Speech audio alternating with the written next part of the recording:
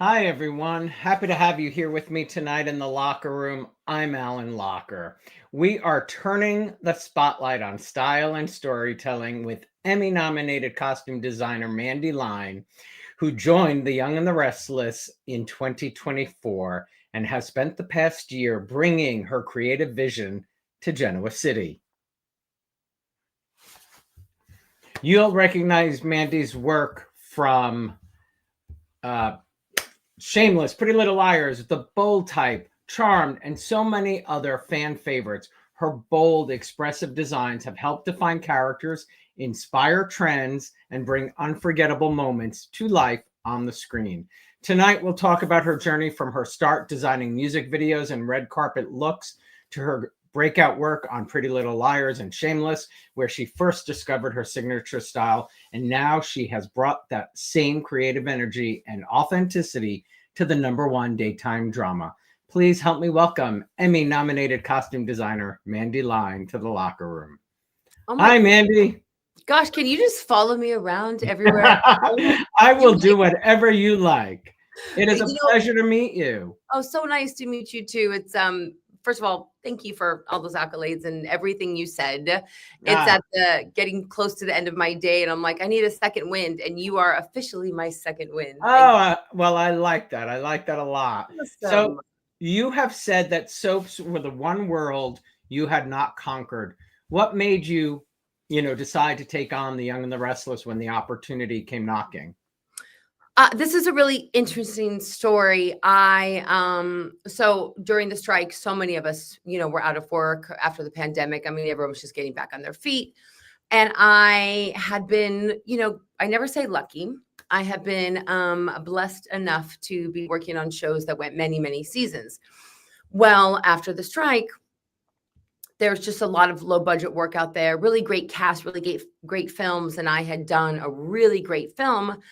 I hurt my back and I came back and I was lying in my bed. I can remember this day vividly.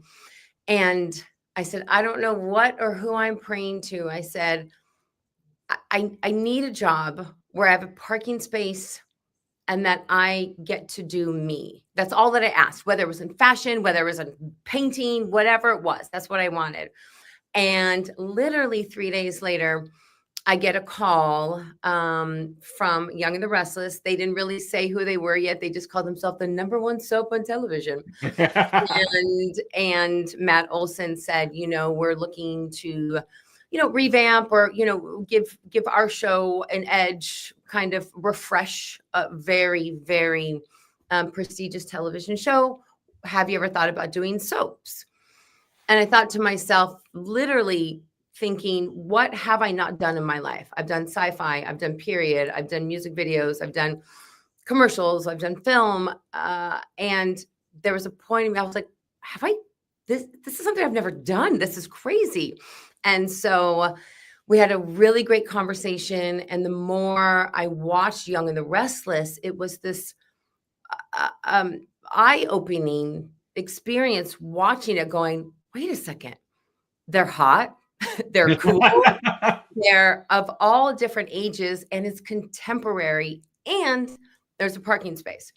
And so we had a long conversation, long meetings. And I'll never forget the moment that I met Josh Griffin, and he said to me, oh my gosh, you are what we're looking for. And I remember going into the interview with all my tattoos thinking, oh God, I should cover them up.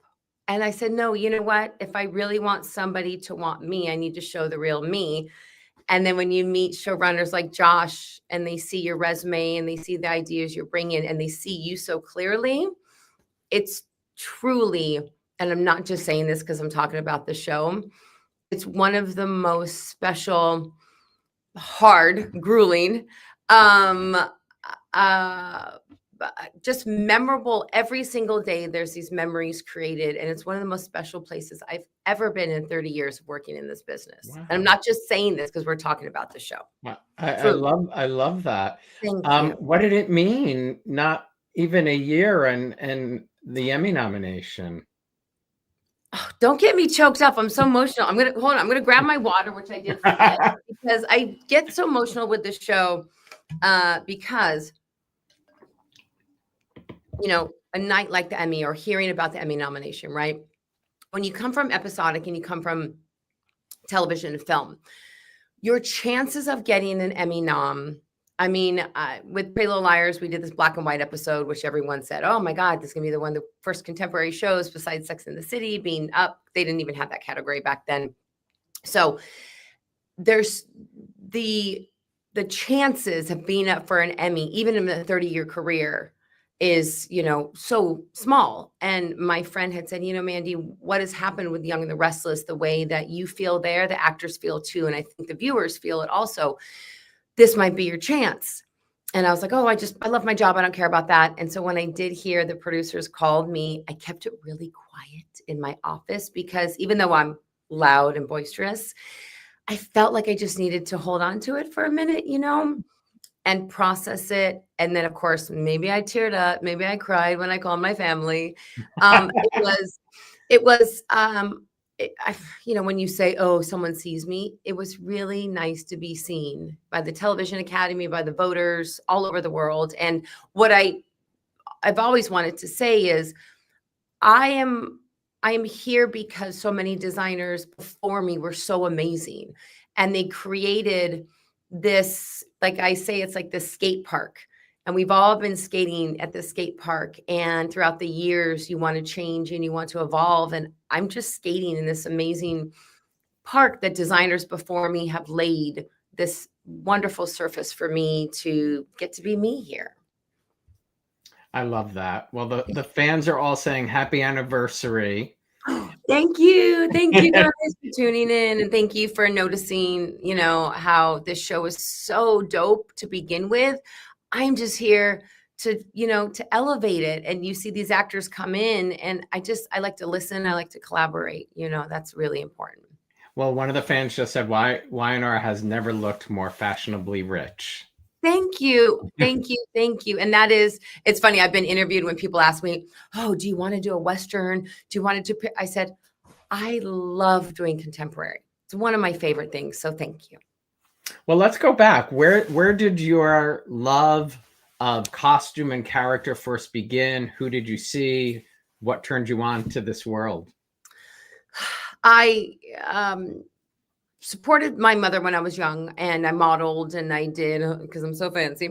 I did modeling for a while, and I realized that I loved that world. I just don't know if I loved that side of it so much, you know, and everything that went into it. And so when I was looking to go to college, I ended up going to FIDM.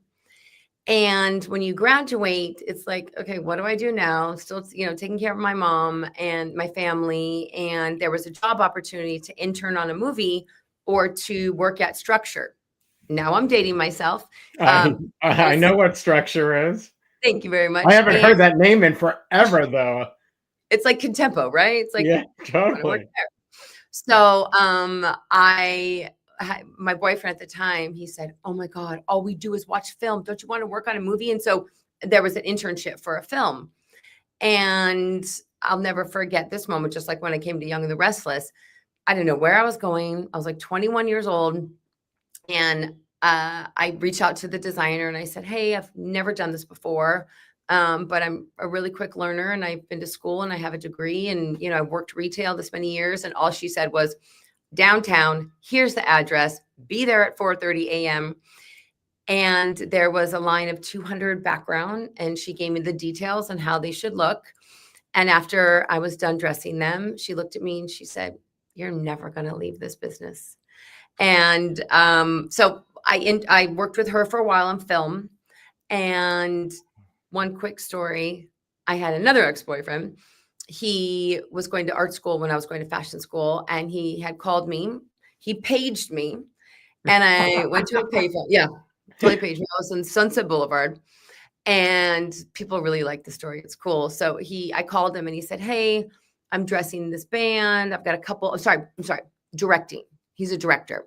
He's directing this music video, and the band needs to be dressed. And I was like, a band? They dress themselves? Now, we all know that musicians don't dress themselves now, but back then I assumed, right? And he said, I said, what's the name of the band? And he said, oh, the band's name is Korn. And there's another band named Linkin Park. And I remember I said to myself, oh, nice name. They're never going to make it. Cut to in the early 2000s, I was the Hard Rock music video costume designer, stylist, and I've dressed over 100 different bands. You name any new metal band, and I've probably dressed them. So that was Wow. kind I of, mean, the two boyfriends sort of I know, encouraged you in two different paths, really, like the totally. movie and then the rock. Well, I think growing up to you, I mean, I surrounded myself by artists, and even though we were young, there was a film director, an editor, and it's so many of my friends growing up, we all work in the business, it's like you had the people that you can tell in high school were going to be doctors and lawyers, and then they're like, oh, there's those people that are going to go into the arts, and that's the most important thing about networking. You never know who you're going to work with or work for growing up. So be nice to everybody.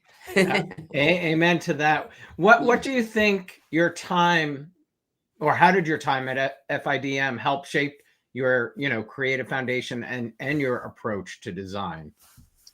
Well, it's so interesting and sad now with college. So many kids are just getting into the business and being like, oh, I dress my friend, I can style somebody. And you see in any business, the people that last the longest are the people that have really put the work in. And I really believe at FIDM, it was, you had the business side along with the fashion. And it was like, okay, you're paying for this, girl. You don't have money coming from, some rich aunt or uncle. It's like you're putting your time in, you're being dedicated. And I just knew I was destined for something, behind the camera, in front of the camera, something, and I knew I had a voice, and I just really, I stayed close with the teachers and the faculty, and I was like, I'm going to make my time here worth it. And it was worth it, because that little internship with all the education I got there and the discipline, it really allowed me to put my best foot forward. And I think a lot of kids that think they don't need college, I think it teaches you so much, you can't just wing it in this business. So true. And for me as well, internships changed my life. I mean, right? those Remember when little, internships were not paid? Now they're paid. I'm like, yeah. wait a minute, an internship when I was Yeah, young. my days, it was definitely not paid. Exactly. But I was willing to do 100 of them. Because we were so excited just to be around people that were doing what we want to do. I sound like a little lady going, back in the day. When did you start, or when did you first feel you found your style, that recognizable Mandi Line aesthetic? Was it a particular project, a show? I would say, and a lot of people still know the show, and I think people are starting to watch it again. There was a show named or called Greek on ABC Family.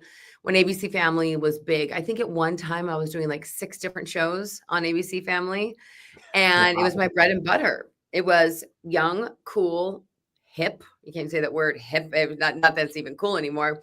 But I had gone to interview to be an assistant on Greek. And if you haven't seen it, you got to look it up. It's such a cute show. I know the show. Yeah. It was, and so I went in for the assistant job, and another producer, this woman named Nellie, who I owe so much of my career to, I brought over my portfolio. It wasn't digital. And I had pictures of all the bands that I dressed. And during the meeting, her kids, who were like 13 and 14, they happened to be sitting in the meeting. So when I went to interview for an assistant, afterwards, I get a call saying, I'm sorry, but we can't hire you to assist on this job. And I was just like, oh my gosh, it's Christmas time. I need the money. It was 2007. And she said, we need you to design this show. And it turns out on Greek, they made sure that every head of a department, they had experience, but it was their first head of department. And I said, what made you go with me? And she said, my son said, you can make this show. She could make this show look like it's not just your average college show. So that was the first show that I got to express you have these students and they're all on different career paths. So I was very specific with each one. And that was I got a lot of calls from Greek and The Click. It was another show, young, cool teenagers. And that ended up getting me Pretty Little Liars. So fascinating. Just the little, So, you know, oh, kick in the pants. Not yes. that the kid that, getting help with the internship, I know. her son saying should do it. Yeah, I mean, it's so interesting how those one little things can change the course of our lives. And It's how the doors open you don't even expect. And I got the call for Greek. I was at the dentist and this guy said, "Don't you do costumes?" And I was like, "Oh yeah." Back then I had pink dreadlocks, so I was very recognizable. But I always tell people when I have people going, "Oh my God, how do I feel like I'm stuck. I feel like," and I said, these days there's so many of what we do. But if you want to stand out, you have to be willing to be open. And that's a perfect reason that I ended up here, is because I was open to a landscape that I'd never even imagined I would be on a soap opera. and the landscape didn't scare you. I I mean, have to it might have nerves is a different thing, but I think it excited you as well, possibilities. Yes, that's it. I think I always say, like, when people say, "Do you get nervous with work?" I said, "Oh, honey, I get nervous paying my taxes. I don't get nervous at my work. I get what I do." But I think what it was is it was coming into a show so rich in history. That was the only thing, is I wanted to do it such justice. I didn't want to step on anything that's been done before. I just wanted to enrich it. So the fear was like, if I was trepidatious, it was just because I wanted to be so open with each cast going, "I know you've been Victoria for this long. I'm not here to change who Victoria is." That's the only, if there was any fear at all, it was just making sure that each cast was treated with, the history that they were. Incredible history. Incredible Oh my history. gosh. You worked on one of my absolute favorite shows, Shameless. What what was that experience like? I mean, talk about a talented cast of characters. Oh my God, I can't. So I'm going to give credit to Lynn Pallow. So Lynn Pallow is John Wells' costume designer. She is bow down, one of my loves. She did Animal Kingdom, Shameless, Scandal, the Pit. So she does everything John does. And when I got asked to take over, it was like walking into, the best shoes and the best learning experience. So I always tell people, even though it was only a small time on Shameless, a season, but it still was. Every season is so different on Shameless because the kids are growing up. So it's not like, it's like, oh, they're the same person. You're like, no, the stuff that they're doing is much different than last year. So I knew Steve Howie from Reba. I worked on Reba. So I mean, he's just a tall drink of water. Oh my Oh God. my God. I don't know if you've seen him. He lost a lot of weight and he's now on High Yeah, Potential. that's what it was. Because I've been seeing his posts and I've been texting and I was like, what the heck is he on? Oh my Yeah, gosh. he So looks handsome ever. phenomenal. My husband didn't even recognize him because Oh, he has a stash and no. yeah. Remember, and then he was a little bit on Sons of Anarchy for a second. He's so good. I mean, and Bill Macy, Mm, I did one talk of my about first good. movies. Oh my God. So I worked on this movie, Happy Texas, years ago. Great movie. Bill Macy, Steve Zahn, Jeremy Northam. And when I came to Shameless, Bill was so busy and he didn't really do fittings. He wasn't a jerk about it, but I needed one fitting. And I was like, oh my God, how am I going to ask him? He doesn't know I'm designing the show now. He literally said, "Mandi, how is your mother? I heard you're designing Shameless now. How's your brother?" I was like, "You remember me, Bill Macy?" Like, I have a picture of me and him from back in the day and then on Shameless. So my experience of Shameless and Emmy Rossum, I mean, I love it. Oh, Jeremy, hello. We would go to the ArcLight when the ArcLight was there and like just go see films. And I couldn't be more happy for him. Yeah, Such I mean, you think back to the character he played there. My God. Right? All those people Yeah. growing up, and you're like, and now they're friends with my friends. And I was like, oh my gosh, she was a little girl to me back then. She can't grow up. Yeah. Yeah. Really interesting. You mentioned Emmy Rossum. I can't think of the redhead's name. Mm. Emma. Emma, she's the Emma. one all grown up, and she's on Roseanne, right? Or she was. On the spinoff of Roseanne, but she grew up in the town I live in here in New Jersey. Really? Oh, Yeah. really? Yeah. She's from this area. Yeah. Mike, where are you in Jersey? I'm Or in nothing. a town called Scotch Plains. Scotch I'm a Plains. Jersey boy like Matt. Like Matt. Oh my God. No, I'm not. That's why I love Matt Cain so much, because he's so down and authentic. He's like my homie. I'm so grateful for him. Everyone is. I love hearing that about him. As somebody who's worked in PR myself, I love how they treat Matt. We have to talk Pretty Little Liars. You mentioned it, and many fans watching tonight are fans of your work on Pretty Little Liars. How did that show give you the space to experiment and develop, a creative identity with those characters? That's a great question. In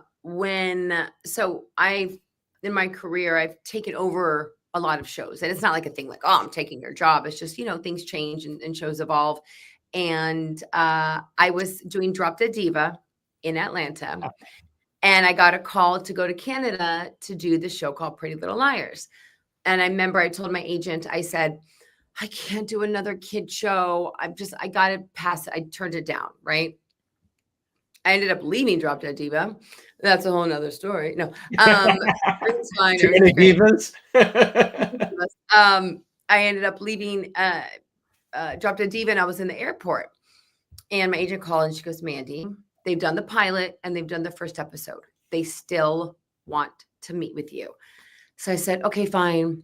I go for an interview, and I had them show me the pilot. And this is a really interesting story. So during the pilot, I just had a piece of paper, and I was writing down ideas just back and forth for each of these girls. After the pilot was done, I'm like, oh my God, I need to work on the show. It is sexy. It is full. Now that I think about it, it's a soap. It's sexy. It's full of lies. It's full of betrayal. It's full of different couples, different scandals. It was not your average high school show. And I also knew at that time, when I went into my interview with Marlene King, the showrunner, she's like Josh Griffin. They trust the people they hire. They don't need to micromanage. Do a good job. Make it work. Don't mess up. And Marlene, I looked at the room when I was interviewing, I said, Gossip Girl is ending. Gossip Girl has now come to an end. We can be the best looking show on TV if you let me do what I do best. And she let me run with it. I mean, it was insane. And then second season, I told ABC Family and Warner Brothers, I said, the show needs a clothing line. And they're like, well, we've never had this. We've never done this before. I said, this show is the #1 best dressed TV on all platforms for kids this age and adults. And then I'm one of, I think, 4 costume designers maybe ever to get their name on a tag for a clothing line. And so it just, every year I wanted to top myself. What can we do bigger and better? And then the girls just got, they blew up. It's like Sex in the City, where nobody really cared the first season. And then all of a sudden everyone's like, oh my God. That's exactly how it was. Yeah. Lynn is watching, and she is a huge fan of the show. She was asking, do you have a favorite dress that you had any of the girls wear? Oh, gosh. So I still talk to all of them. But one of the ones that is near and dear to my heart, of course, people know I love my Aria. I love all the other girls, but there was this masquerade ball that they had, and it was a black and red dress. And so as a costume designer, when you go into these things like different parties or different events on the show, I got to go into my childhood and go like, oh my God, I remember watching Pink on the VMAs, and she wore a dress like this. this would be great. So you get to live out these fantasies, you know, like I'm a shopping addict. I get to shop on shows. Like this is crazy. And so there was a red and black masquerade ball that Aria, and we end up creating, I made so much on that show. We custom made so many outfits from scratch, from sketches. So that was one that was custom made, not only the dress, but every piece of fabric on that dress we created. Wow. It's pretty awesome. Wow. You've done so much. When you look back, is there a show or project that you think pushed you the most creatively? Was it this show because of the amount of, Yes. Well, it's so interesting because there's different ways of being pushed. Like there's a show that it only did one season, but it's one of my most beautiful shows. It's called Death and Other Details on Hulu. And that pushed me in a way because it was like it was a mystery. It was like a mystery based off like mystery novels, but they were two high fashion families. They were billionaires, this Asian family and this white family on this cruise ship. And it took place from like the 1920s into contemporary, and there's death and there's murder. Maybe there's a pattern to my career. Wait, what? Who was in that? There was a lot of no names, which is awesome. It wasn't like tell me the name again. Death and Other Details. I totally brilliant. It was watched that. Did you? Yes, loved it. Loved it, but then it Mandy Patinkin. Oh my God, duh, my boy Mandy. Yes, so Mandy Patinkin was in it. Olivia Bean, the blonde. Yeah, really loved the show. Loved the show. Famous Asian woman. She's from all the Crazy Rich Asians. She's Lisa. Can't think of her name right now. But the cast was, they were not that they were nobodies. They were huge Broadway stars. Yes. And theater stars. It was so I watched that. It was really good. Yeah. Thank you. But as far as pushing, there's so many different reasons. Like that was in Canada in the cold. And that show Travelers I did. But they were all well dressed because they were rich people on the boat. We had so much money, but I had an LA crew. I had 35 people in Vancouver working with me. And then I had like a 10-person crew in Los Angeles. But then there's a show Travelers with Eric McCormick that I did. That's one of my favorite shows in my life. It was the guy who did Stargate wrote it. And he handpicked me and he said, I need my show not to look like a sci-fi show. So there was challenge in that because there were doubles and triples and fights and stunts. And then you get to a soap and there's other challenges in other ways because the amount, so for me, there's not one show that like was so challenging. I love a good challenge. I love a good. Yeah, I bet you do. Taking on, a show with 30 something actors is no easy feat. You have to like a challenge to come in. And also, you had to have been, I would assume, surprised because the primetime shows that you work on go at a much slower pace than we do in daytime TV. You know what it is that I have one of my coworkers that I brought from episodic to soap. So I was like, I don't know what's going on. I need somebody who understands my language because I had to learn a different language here. Yeah, they sure. do call sheets differently. They have different terms for people on set. They have these actors, and I'm not just saying this. They are so self-sufficient. They get themselves the places they need to be because, and not that I don't love episodic, but episodic, there's catering to every single whim. And here, the actors are here on time. They go to set on time. They learn 80 pages of dialogue, and it's a whole different beast that I had to understand. Like, oh my God, the actors' bars here, you know what I mean? And my bar has always been there, but I think, you get on different projects and it's so different on different jobs. But this is truly, it took me a good 3 months to understand just the way that they work here. Yeah. It's a whole other another ball game. Totally. I know this is your first daytime show you worked on, but I understand you were a daytime fan and came across somebody you I still get the chills. Tell Well, everybody.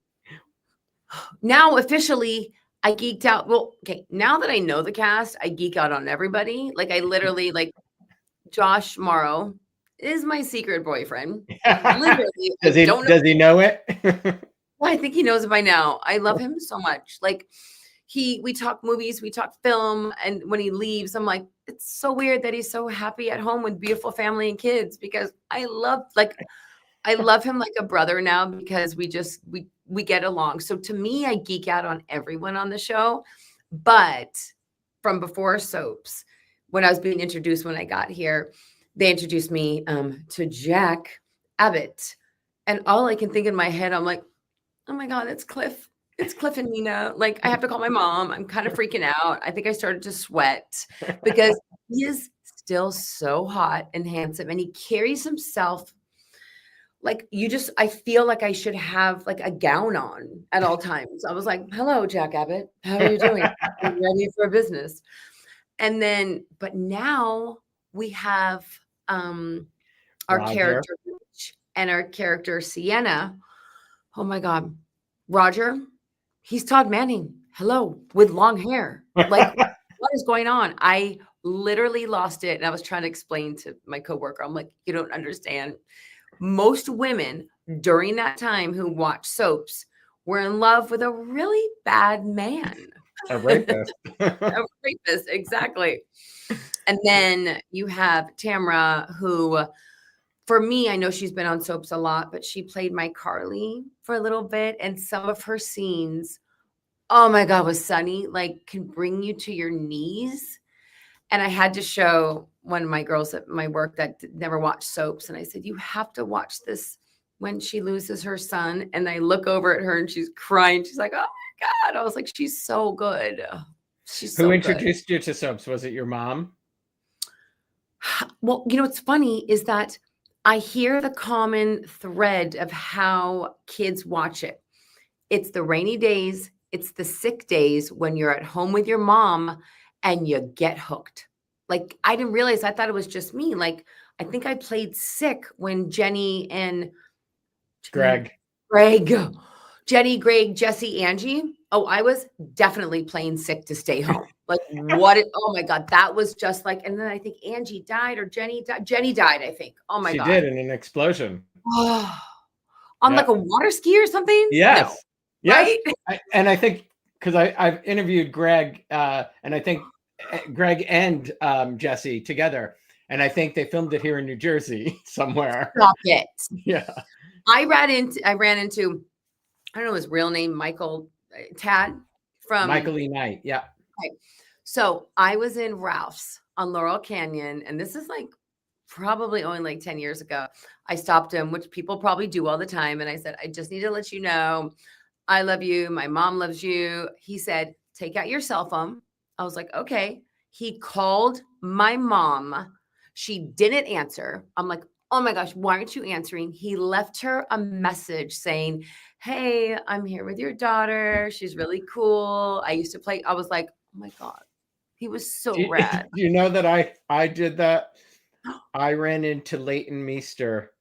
Yeah. Oh no. When Gossip Girl, and I was in, I think, our Money Exchange in Soho. Tried calling my now husband. He was my boyfriend. Yeah. He was in business school and he didn't answer. And she left she left a message that we still have to this day. But I love that you just want to go like this. Pick up the phone. Yeah, pick up the idea. It's not just me. Yeah, it's not just me. It is crazy. It is crazy. You've been with the show almost a year now. What stands out in your mind looking back over this almost 12 months? That a world that I never thought of being in, or never even went in my head, that I feel so comfortable in. It's the crazy. I think about it daily, and I'm still involved with the Costume Designers Guild a lot, and I talk to so many different costume designers that are either working, struggling, Oscar nominated, and there's a costume designer, Jill O'Hannison, who's really big. And she saw me at a meeting last week and she said, Mandi, you have taken a world that none of us even knew about. So you have fans that know about it, but the costume world doesn't really know about it because the people that work here stay here, And she said, you have brought light to a show that seems you were made for it. And so looking back at this year, I say this, and I don't know how long soaps are going, but I will ride this wave out. Like, I want to ride it. What they say, till the wheels come off. And it's not very often that I've been blessed to be on really, really amazing projects. But at this age in my life, I want to collaborate. I don't want to butt heads. I want to be part of a team. I don't want to have to fight for something that I know could look amazing or be amazing. And on this show, the actors, if they even have a question, they'll be like, I don't know. It's never, I hate this. Why did you do this? It's the conversation. Well, you're getting asked advice for Halloween, aren't you? Oh my gosh. I can't give away someone's costume, but Halloween is very important to me. So if you're not ready to go 100%, don't ask me. And an actor asked me, he wants to be somebody. And I said, well, what version of that person? And he goes, I don't know. I said, get back to me when you know exactly what you want. That's great. You said that after your first fitting with Melody Thomas Scott, you knew you were home. Describe that. Yeah. I wanted to be her for Halloween. I'm obsessed with her. She is the coolest human. I can't even explain it. And Beautiful woman. Every time she leaves a fitting, I look at my coworker and I said, I'm obsessed with that woman. Imagine you have this woman that's been on soaps, that's such a legend. On our first fitting, there was a couple things that I did, and she looked at me and she said, we're going to get along just fine. And all it was, just doing something that's important for a woman's body, how to wear clothes, how to keep your posture, you know what I mean? And it was those things that my experience got to bring to her plate, that makes her job easier. And every time we're in a fitting, we nail it. Like, I think we've had a couple things where I was like, let's revisit that. Let's come back to this. And one thing too, that she had said, she goes, every change that you put me in, you think why, what, where, why, how, where is she going? What is she doing? How can she do this in this outfit? And I don't know, maybe that makes me extra tired, but I couldn't imagine, doing it any way else than really putting myself into what would Nikki Newman do, and maybe a couple of the outfits that I've put her in is like, if I was Nikki Newman, I would wear this. Yeah. I'm sure for many in all the shows that you've done. So you're hired to come to Genoa City. Like I said, 30 or more. I don't know the exact number you have to dress every day. How did you begin to learn who they were? Who helped you? Did you watch? Did you have a period of time? I'm curious, like that, because it had to have been a process of. I say this, and a lot of designers will say, oh, I'm nothing without my crew. I really mean this. I call Scott. He's the historian. I go to him for the facts. I go to Tony so I've had people that were here, part of the crew, right? So I didn't want to come in and be like, let's get rid of everybody and put my people in here. And I knew that they were, the show said our crew is really valuable here. And so I got so much information, from who these people, every day I'm still getting, I didn't know that Chloe and Jason had a kid together. I'm like, what? Every single day, Scott and Tony tell me something and I die. I'm like, and Nikki and I laugh. We're like, of course Billy slept with them. Oh, of course he has a kid with them. Of course that kid got run over. We were just dying. So without them, and they know who the actors are themselves too, right? So they filled me with as much. We're still getting information every day about them. So I have my team, and then I watch so many episodes before I came here. And I had, Matt Cain made sure that I got to meet with the actors, and, within, 10 minutes, how much information can you get out of somebody? And it's really coming into something that could have overwhelmed me, and coming in and being gentle with myself too. And Yeah, of course. Yeah. crew kept telling me, don't worry, Mandy. Don't worry, Mandy. In 3 months, your eyes are going to pop open and you're going to go, oh my gosh, I get it. Yeah. This I makes I it's because love that. great. Well, you mentioned Roger and you mentioned Tamara Braun. What is it like dressing a new character like her? So, coming into soaps, people have their identity, and I'm just bringing it to more life, right? But then I'm reading this new character, and I was like, oh. So I called Josh, and I was like, I used to help run clubs back in the day in LA, and I had an ex-boyfriend, another ex-boyfriend, that also ran different bars, and I know the smell of it, I know the look of it, I know what these women look like, and they're still my friends, people that literally would run these really high-profile establishments. And so I said, I did a little board for Josh, because I always make sure if anything's even a day player, I do like a little mood board, right? And Josh goes, oh my God, this is exactly how I see Sienna. So did you know at the time who it was to play no, her? I had no idea. Oh no, they kept it a secret. I think half the time I find out like from, people.com or, online. And because I'm like, what the hell?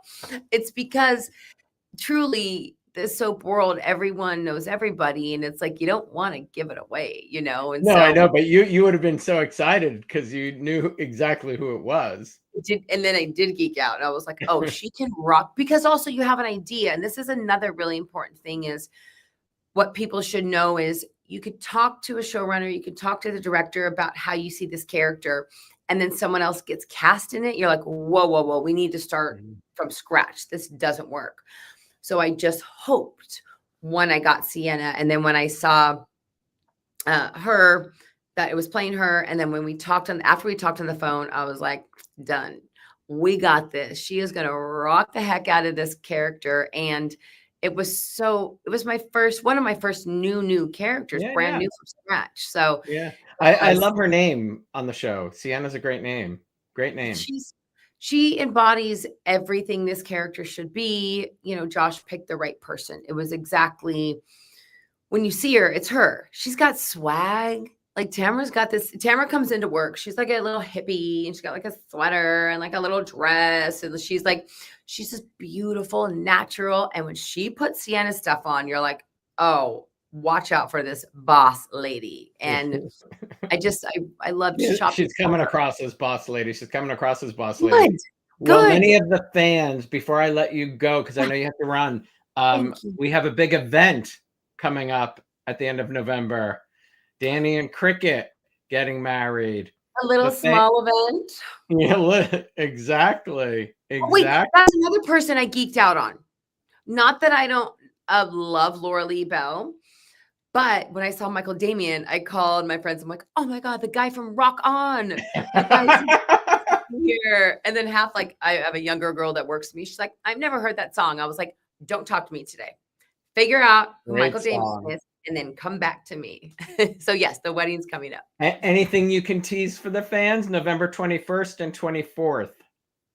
I can tease you guys I got some comments from some cast, and they said this has been the most fun feeling wedding, like moments that we've had, because there's Y&R's known for their weddings. Their weddings have been beautiful. I mean, jaw-dropping.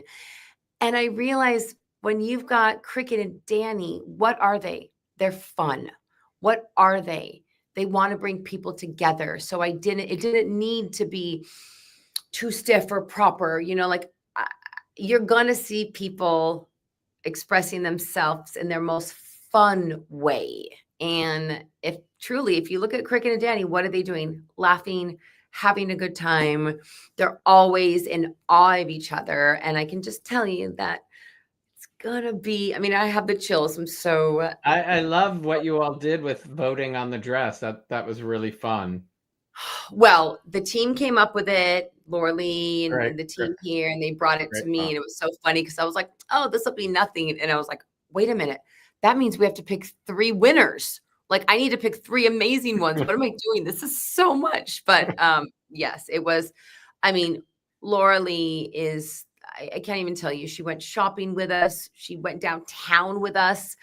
And it's like in my head, like she's my celebrity I want to protect. She's just out there doing her thing. She's in my car. I'm like, oh my God, is it dirty in here? I feel, I was embarrassed. And she could not be more down to earth. And, her with her heritage on the show, it was from the beginning of the wedding to the end of the wedding. I feel like she's one of my friends that I've known forever. We're like that now. And I think weddings do that to a person. They do. I do. My last question, you love fashion so much. You seem to watch everything. Is there one rock person, actor, politician that you have always fantasized about dressing? God. You know what? I'm going to say it again. I know this sounds like, oh, so cliche. Most of the time when you fantasize about, like, when I look at someone and I want to dress them, usually it's because they don't dress good enough. Get in there. But you want to step it up for them. Yeah, I'm like, oh girl, what are you doing? I still, to this day, and probably till I die, I just want to hang out with Pink. I just do. She's just dope. I think we talk the same. I think we have the same vibe. There was a period where we wore the same bracelets that like nobody else had. We had dreads at the same time. Like, I think we're just these spirits that haven't like hung out. She's just down and dope. And I'm like, you know what?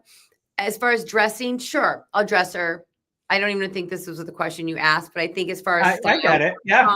She is one cool lady. I just want to be around her so we can inspire each other and like hang out. That's all. I just think if I want to be around like a style icon and someone, that's just somebody positivity I want to be around, and the light she spreads. That's it. Her authentic, she is, and I've been told that I am authentically like myself. And if I ever looked at somebody and was like, oh no, she's herself and she's stylish, that would be Pink. What a delight you are. So fun to meet you, Mandi. Continued success at Y&R. I can't wait to see what you do there. Thank you so much. At this interview, I've had a number of interviews in my career, and it always means a lot when someone comes to the table who knows their stuff, who's fun, friendly, all of that, and soaps, and that's what I like. Thank you. Great to meet you. Have a great day. You too. Thank you so much. You're so welcome. Thanks everybody for watching. Thank you to Mandi Line for sharing those amazing stories with us. Don't forget, you can check out Mandi's work weekdays on The Young and the Restless on CBS or Paramount Plus. Before we wrap up, I wanted to share a little news. I think some of you may have heard I will be the keynote speaker this Friday at the Soap Operas and Popular Culture Conference at Bowling Green State University, where I'll also be hosting conversation with Knots Landing's Constance McCashton, General Hospital's Ken Schreiner, Ryan's Hope's Louise Schaefer, along with author Tom Lasanti, and Mary Hartman's Claudia Lamb. Truly, this opportunity wouldn't have happened without the show and this incredible community. If you're near Bowling Green, Ohio, please come out and say hello. Thanks for watching, everybody. Have a great weekend, and I will see you soon here in the locker room.